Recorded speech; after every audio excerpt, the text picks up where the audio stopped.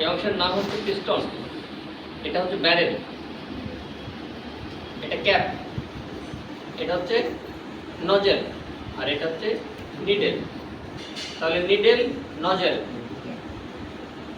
Barrel, piston আর এই cap. Series কয়েক প্রকার, মেটাল সিরিজ, গ্লাস সিরিজ এবং গ্লাস অ্যান্ড মেটাল সিরিজ। যেমন মেটাল সিরিজ ব্যবহার করে আমরা যখন ভেটেরিনারি ডাক্তার যারা আছে তারা মেটাল ব্যবহার করে, ঠিক আছে, অনেক ওষুধ দিতে হয়, মেটাল ব্যবহার করে। তারপরে গ্লাস সিরিজ, এখন প্লাস্টিক সিরিজও তারা ব্যবহার করে। গ্লাস সিরিজ ব্যবহার করে, এখন আগে গ্লাস সিরিজ আমরা সাধারণ ব্যবহার করতাম, একটা রোগী দিয়ে 14 জনে দিয়ে দিতাম। এখন আর গ্লাস সিরিজ ব্যবহার হয় না, গ্লাস অ্যান্ড মেটালটা ব্যবহার করে। এই ইয়েটা ডেন্টালের একটা কার্টুন দিয়ে দেয়, দিয়ে ব্যবহার করে। আর আমরা শুধু এখন প্লাস্টিক সিরিজটাই ব্যবহার করি, ওয়ান টাইম। সিরিজের ব্যবহারের পূর্বে আমরা 2-1 বার টান দিয়ে দেখে নেব ওষুধ ওঠানোর আগে যে ঠিক আছে কিনা। ওষুধ ওঠানোর আগে টান দিয়ে দেখে নেব যে আমার পিস্টন অনেক সময় খুলে যায়, প্লাঞ্জার আর কি, পিস্টনের ভিতরে কালো যেটা সেটা প্লাঞ্জার খুলে যায়। এই জন্য আমি টান দিয়ে দেখে নেব যেটা ঠিক আছে কিনা। দেখে নেওয়ার পরে আমরা ব্যবহার করব, ঠিক আছে। তাহলে আজকে প্রথমে আমরা শিখব আইএম ইনজেকশন। আইএম মানে কি? ইন্টারমাসকুলার কোথায় কোথায় দেওয়া যায়, এটাকে কি বলি? গ্লোট্রিয়াস। এই মাংসটাকে আমরা গ্লোট্রিয়াস বলি এখানে। আর এটা হচ্ছে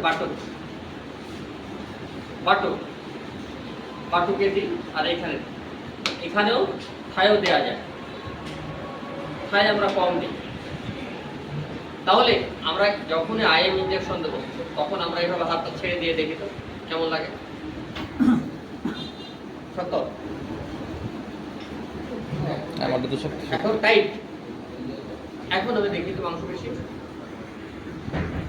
কেমন। আচ্ছা এইভাবে দেন, নাহলে ঠিক পাবেন না।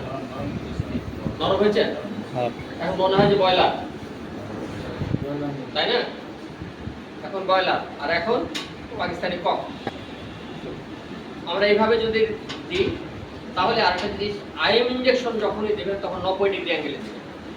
আমাদের কাছে কয়েকদিন আগে, মাসখানিক আগে, আমার এক ছাত্রী থেকে আসছে আপনার আশুলিয়া থেকে। সে একটা রোগীকে ওই যে সমাজের ইনজেকশন দিয়েছে, দেওয়ার পরে পেকে গেছে। আসলো আমার কাছে, তারপর আমি এসে সে যদি আগে ব্যবহার দিত আমাকে জানাতো। আর এখানে যদি আমরা দিতাম, ওই প্যারাফিন থেরাপি দিতাম, ম্যাক্সালফা থেরাপি, প্যারাফিন থেরাপি দিলাম, তাহলে আর ইনফেকশন হতো না। যাক, এটা পেকে গেছে, অপারেশন করা লাগছে। ইনজেকশন করার পূর্বে কয়েকটা আমাদের খেয়াল রাখতে হবে, ভিতরে কোনো বাবল আছে কিনা, সিরিঞ্জের ভিতরে কোনো বাবল আছে কিনা, ঠিক আছে। যখন সিরিজটা খুললেন, সিরিজটা আগে খোলা ছিল কিনা, অর্থাৎ পূর্বের ব্যবহার হয়েছে কিনা, ইনটেক কিনা, সিরিঞ্জেরও ডেট আছে, সেটাও আমাদের দেখতে হবে। এরপর ওষুধটা দেখতে হবে, ওষুধের ডেট আছে কিনা, নাম ঠিক আছে কিনা, যে নাম দিয়েছে সেই নামের সাথে ওষুধ ঠিক আছে কিনা। পুশিং পয়েন্ট জানতে হবে, আইভি না আইএম। এরপর প্রেসক্রিপশনে দেখতে হবে যে কখন দিতে বলছে, সকালে না বিকেলে। যদি সকালে দিতে বলে সকালে, যদি ভরা পেটে না খালি পেটে, এটাও খেয়াল রাখতে হবে। কুইকলি না স্লোলি, সেটাও খেয়াল রাখতে হবে, ঠিক আছে। তাহলে ইনজেকশন দেওয়ার বৈশিষ্ট্যগুলো কি লেখে, আপনারা একটু ভিডিও করেন, ফ্যানটা অফ করেন, মামুন ভাই এই ফ্যানটা অফ করেন, তাহলে সাউন্ড হবে না।